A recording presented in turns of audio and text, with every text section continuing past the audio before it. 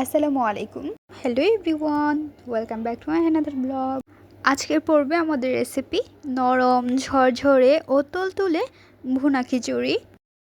মুরগির মাংস দিয়ে ভুনা খিচুড়ি এমন একটি ঐতিহ্যবাহী বাঙালির খাবার যেখানে সুগন্ধি চাল, ভাজা ডাল, সুস্বাদু মশলা এবং নরম রসালো মুরগির মাংস একসঙ্গে মিশেই তৈরি করে অসাধারণ স্বাদের একটি পদ। গরম গরম খিচুড়ির সঙ্গে সালাদ, আচার, ডিম ভাজা দিয়ে পরিবেশন করলে এর স্বাদ আরও কয়েক গুণ বেড়ে যায়। চলুন রেসিপিটি দেখে নেই। বিসমিল্লাহির রহমানির রহিম। প্রথমে আমরা 1 কাপ মুগ ডাল নিয়ে নেব। মুগ ডালটি লো ফ্লেমে রেখে ভেজে নেব। যখন এর মধ্যে থেকে সুন্দর একটি ঘ্রাণ আসবে তখন বুঝতে পারবেন ডালটি একদম পারফেক্টভাবে ভাজা হয়ে গিয়েছে। এখন আমরা পোলাওয়ের চালের মধ্যে ভেজে রাখা ডালটি দিয়ে দিচ্ছি। সাথে অ্যাড করে নেব 1 কাপ মসুরের ডাল, 1 কাপ খেসারির ডাল। এখন পোলাওয়ের চাল ও ডাল একসঙ্গে ভালো করে ধুয়ে নেব। ভালো করে ধুয়ে নেওয়ার পর চুলায় আমরা বসিয়ে দেব বড় একটি সসপ্যান, দিয়ে দেব সরিষার তেল। তেলটি ভালো করে গরম করে অ্যাড করে নেব পেঁয়াজ কুচি। পেঁয়াজ কুচি দেওয়ার পর খুন্তির সাহায্যে আমরা নেড়ে চেড়ে নেব। যখন পেঁয়াজের কাঁচা গন্ধ চলে যাবে তখন আমরা অ্যাড করে নেব জিরা। জিরা দেওয়ার পর গরম মশলাগুলো দিয়ে দিব। প্রথমে দিয়ে দিচ্ছি তেজপাতা, বড় এলাচ, স্টার মশলা, 4 থেকে 5টি লং। এখন দিয়ে দিব 6 থেকে 7টি এলাচ, দারচিনি, দিয়ে দিব জায়ত্রী। জায়ত্রীটি আমরা হাত দিয়ে গুঁড়ো করে নিচ্ছি। মশলাটি এখন খুন্তির সাহায্যে নেড়ে চেড়ে নিতে হবে। 1 থেকে 2 মিনিটের মতো মশলাটি কষিয়ে নেওয়ার পর দিয়ে দিব আদা এবং রসুন বাটা 2.5 টেবিল চামচ। দিয়ে দিচ্ছি কাঁচামরিচের পেস্ট।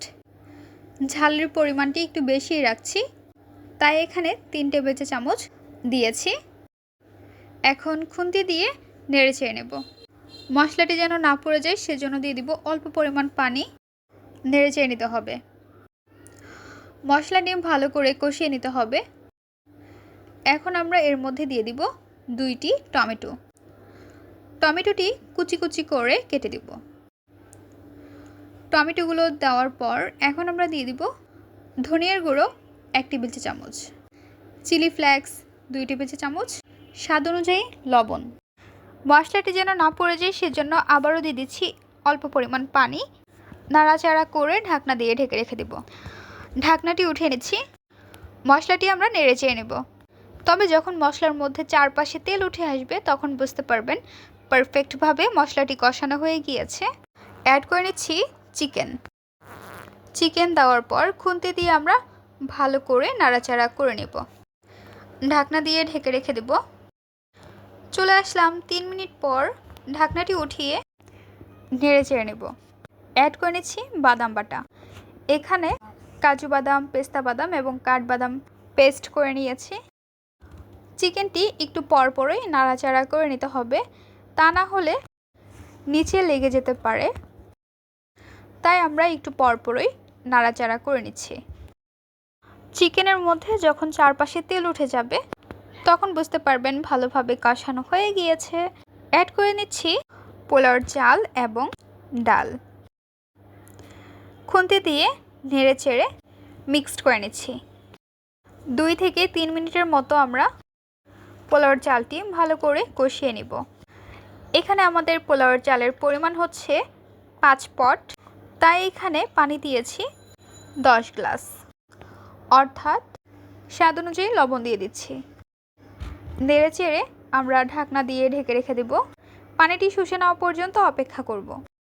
ঢাকনাটি উঠিয়ে নিচ্ছি। দেখতে পাচ্ছেন পানি অনেকটা শুষে নিয়েছে।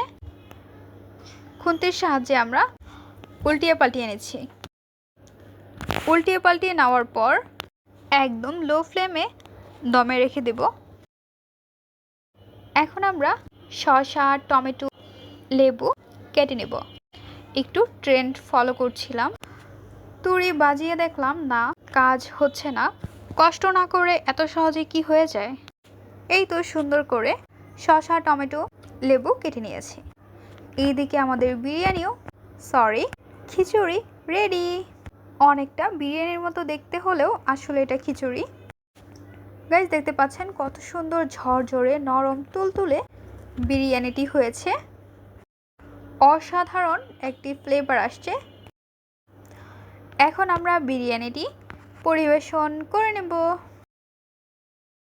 তাই একটি কন্টেইনার নিয়েছি, এর মধ্যে বিরিয়ানিটি সার্ভ করে নিচ্ছি। ভুনা খিচুড়ির সঙ্গে সালাদ থাকলে আর কি লাগে, এর সঙ্গে আচারও রয়েছে। আমাদের আজকের পর্বের রেসিপি আপনাদের কাছে কেমন লেগেছে তা অবশ্যই জানিয়ে দেবেন আপনাদের মূল্যবান মতামতটি। ভিডিওটি ভালো লাগলে অবশ্যই একটি লাইক করে দেবেন এবং সাবস্ক্রাইব করে আমাদের পাশে থাকবেন। আজকের পর্বে এখানেই বিদায় নিচ্ছি গাইস। আসসালামু আলাইকুম, ভালো থাকবেন সবাই। আল্লাহ হাফেজ।